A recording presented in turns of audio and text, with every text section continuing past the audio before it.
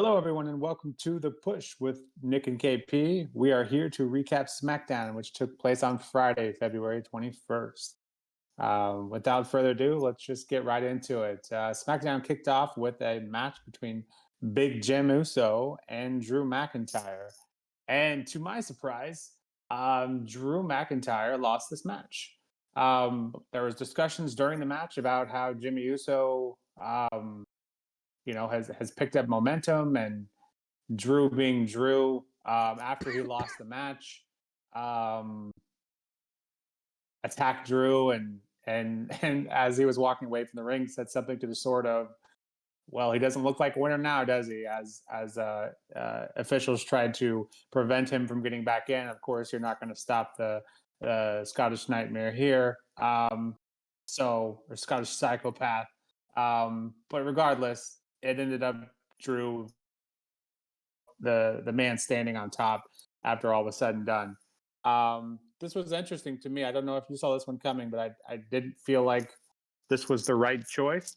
Maybe we're trying to book Jimmy down the J path. I don't know. This one felt like a bit out of left field for me.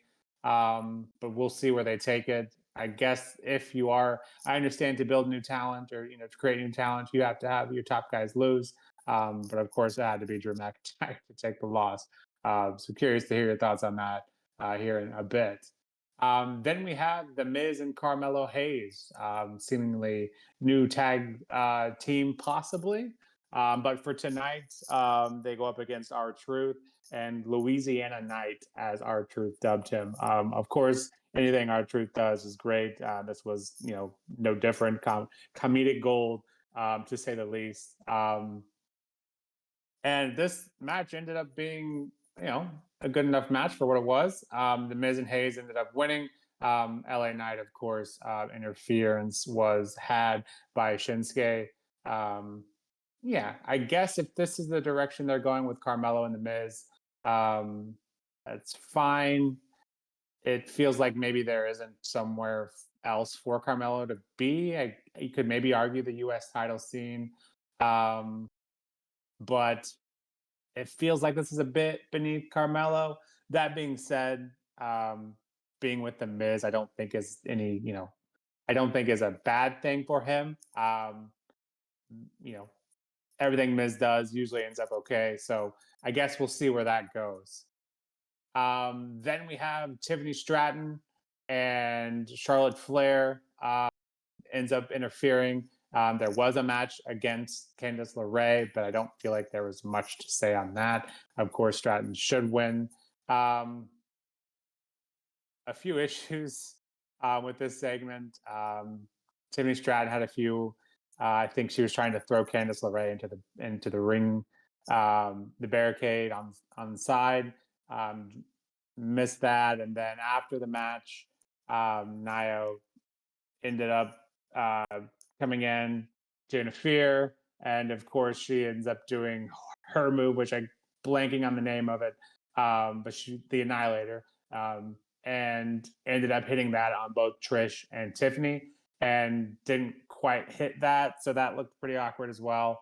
But the end of the story being, um, we have Trish involved in this. Obviously, we get that tag match at Elimination Chamber, but then Charlotte comes in, does the infamous point to the sign, and that's that.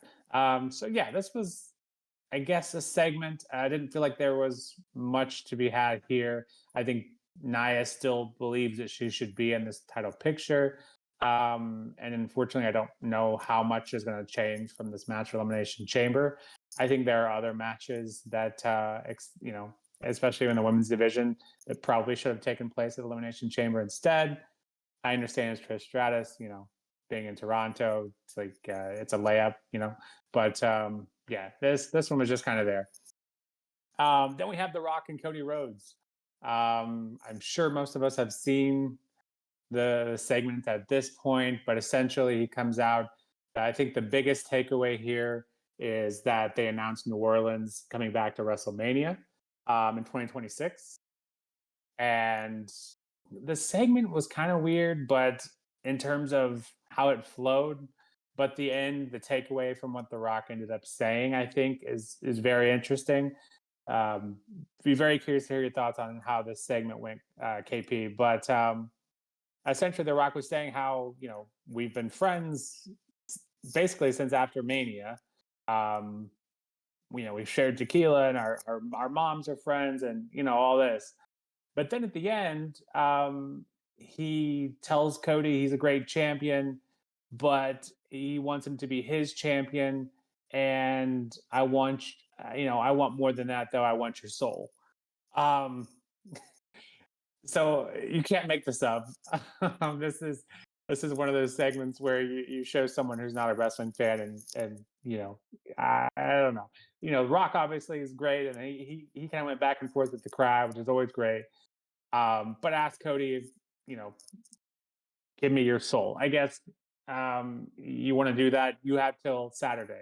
So I don't know if we'll see this kind of resolved on Saturday. It kind of sounded like that's what was going to happen. Um, but is this kind of like is this like Stone Cold selling out to Vince? Is that kind of the angle we're going for? That's really the only thing I can come up with. Um, but yeah, this was an interesting segment. The Rock and Cody clearly have had issues in the past. It appeared that they didn't have those issues, and now maybe they still do have those underlying issues.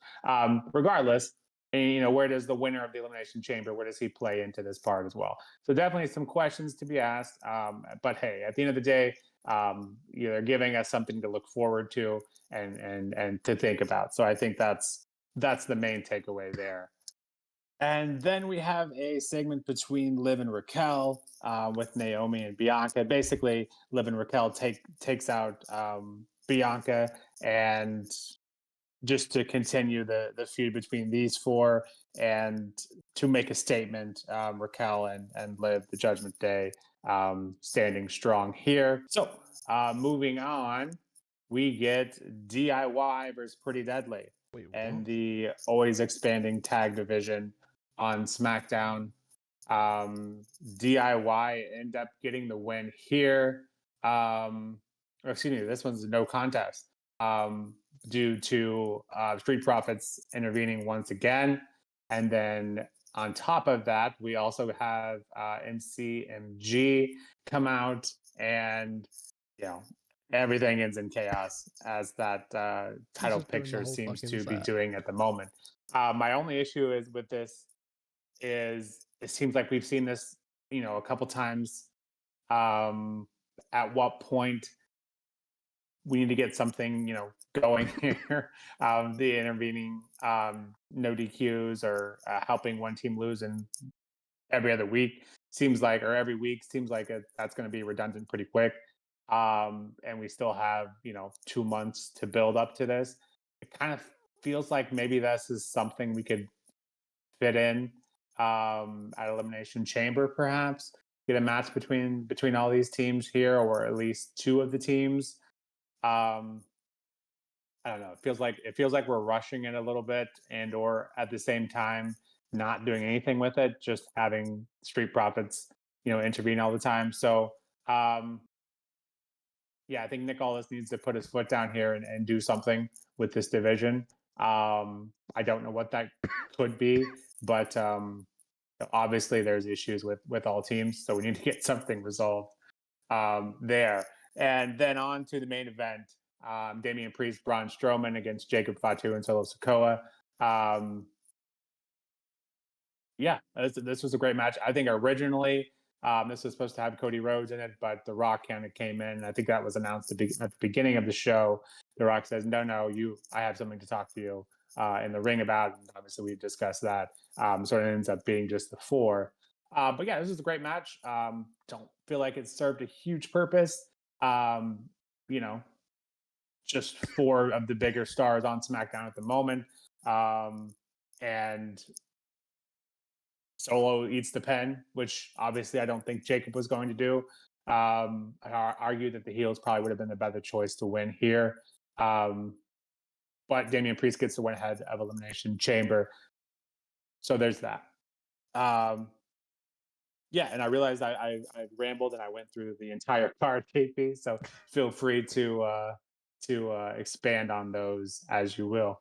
Problem at all. I am open to a little bit of change every now and then. So how about I just rewind a little bit, and I'm going to go from start to finish as well. Let's mix something. Let's mix things up and do it a different way this time. So based on what Nick's already gone through, I don't want to repeat too much, but let me just basically just say my opinions of what I thought of all the segments here. I wasn't really happy with the opening segment. I mean, Drew McIntyre losing to Jimmy Uso. I feel like if anybody is going to lose matches, the guy is Drew McIntyre recently, because they just think, oh, we need somebody to get a win. Let's just throw him against Drew and let's just somehow get him a win against him, and it'll be all fine because Drew will bounce back and then he'll get another loss eventually, and it'll just be rinse and repeat. I think Drew deserves better. He's lost to both Jay and Jimmy this year, which moveset wise is like losing to the same person. In terms of talent and ability, I know they are different people, and one is doing tremendously bigger than the other at this point. I just feel like this is basically WWE's way of saying, "Oh, look, Jimmy can also win against big people as well." Nah, I didn't enjoy this bit. I thought it was a terrible opening to the show, and yeah, Drew losing was just horrific. Not what I would have done. Not something I agree with there. The tag match was kind of funny though. R-Truth up to his usual antics. I enjoyed that. Seeing him go for the count as a referee whilst Carmelo had nobody pinning him. I thought that was freaking funny as hell. And Carmelo kicking out actually on 2 and then looking up really confused afterwards, like, what?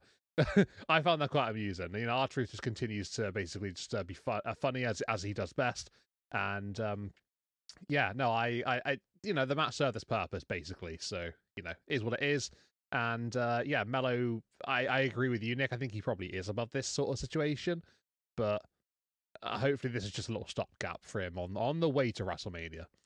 The Candice LeRae Tiffany Stratton match. Yeah, you said there are a couple of little hiccups throughout this contest. There was also a wardrobe malfunction for Tiffany Stratton as well. Apparently, that's what happened during there was like a blocked bit of feed that we had as a black screen. I was like, what's going on there? I just happened to see this, this morning quickly that apparently the reason why is because of a malfunction for Tiff. So not ideal on that one, but yeah, regarding Charlotte Flair coming out at the end and basically just addressing a flat out Tiffany on the floor again. That seems to be how they're booking this, and it's quite interesting that it's literally 2 weeks in a row. Tiffany Stratton's laid out in the middle of the ring, and Charlotte Flair is literally there, so almost like a vulture, ready to sort of like swoop in on the carcass and to make herself look strong and stand tall again over her. She doesn't miss a chance to impress to Charlotte, so she's always going to take advantage of that. And yeah, like you said, not really much to offer on the Liv Morgan, Raquel Rodriguez, and the tag champion situation with Naomi and Bianca. It obviously is a case of just them setting up for their inevitable women's tag team championship contest, which is going to take place, I think, on Raw as of recording tonight. So yeah, whereas the story goes from there, obviously we'll have to wait and see, but obviously it's all building gradually to this tag team contest, and then possibly into the Elimination Chamber as well, considering 3 of the 4 of them are going to be in that match. But yeah, no match was originally scheduled to be one, and they went with the hit and move sort of situation instead. Yeah, you mentioned some good points about The Rock and Cody Rhodes. I can agree that I thought the segment was a little bit weird. I get the premise in terms of, going for this maybe corporate champion style situation. That's completely fair. I get it. I like that they're actually planting those seeds.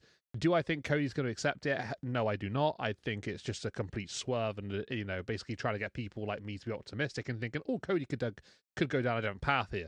No, that's not his character, is it? Unless he takes some completely left field swerve that I do not see coming.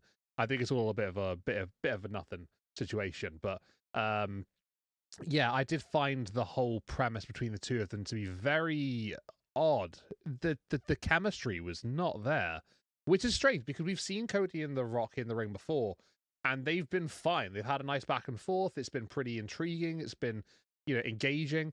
But this time I didn't feel any of that. I just felt awkwardness and just complete lack of cohesion between the two. I don't know what was going on, but yeah, it just felt awkward. Really, really awkward. And honestly, the crowd wasn't that good throughout the night. I don't think they really helped this. And considering Rock had just announced for WrestleMania to go over to New Orleans for 2026, I don't feel they were really really that grateful for that either. So yeah, I don't know. The whole segment was just crazy to me and just didn't really flow as much as I would have liked it to. The premise is interesting, but that's only if Cody accepts, which I don't think he will. And that's just my personal opinion. I'd love to say I'm wrong. Hopefully I am. Yeah, moving on to the other segments then. We also had, like you said, Pretty Deadly and DIY. I get what they're doing here. I quite like it. I'm not gonna lie. I think it's just tag team chaos going into WrestleMania season. And I think it's brilliant. You've got all these tag teams that are up the top of the pecking order here. Pretty Deadly, who are trying to find their stride, which I like. DIY, obviously, tag champs. Street Profits are, honestly, Street Profits right now are being booked how they should have been booked when they were back with Bobby Lashley and the Pride. I feel like why they didn't do this at first and just had them go straight up heel, that just would have made way more sense back then. But at least we're doing it now. Obviously, we don't have Bobby around anymore. That's obviously, a change of situation. But it's nice to see Street Profits actually being booked as a strong heel team, which I feel like they need to. Because I was on the fence. I wasn't sure whether they were going to be heels. But I think after Smackdown, that confirms to me that they now are down that path, which is lovely to see. I can't wait to see what they do from here on. They're just basically just out there, being physically dominant, standing tall over the likes of Motor City Machine Guns, Pretty Deadly, DIY. Obviously, you've got Los Garza maybe involved with this as well. Who knows? That could possibly be another team to throw into the mix. But the SmackDown Tag Division is great. They continue to put them really, really well. The Tag Team Championship match, yeah, we can take away from that because obviously, it's another DQ finish, which is starting to get maybe a tad repetitive if you look at it that way. But I think that was to save Pretty Deadly and keep them relevant in the situation. If they have DIY go over Pretty Deadly, then that ultimately removes them from the conversation. Whereas this result keeps them in that. So I see why they've done it, and I think it's pretty smart. And then, yeah, the main event, another tag team contest. I mean, honestly, out of all the matches tonight, this was probably one of the ones I was least looking forward to.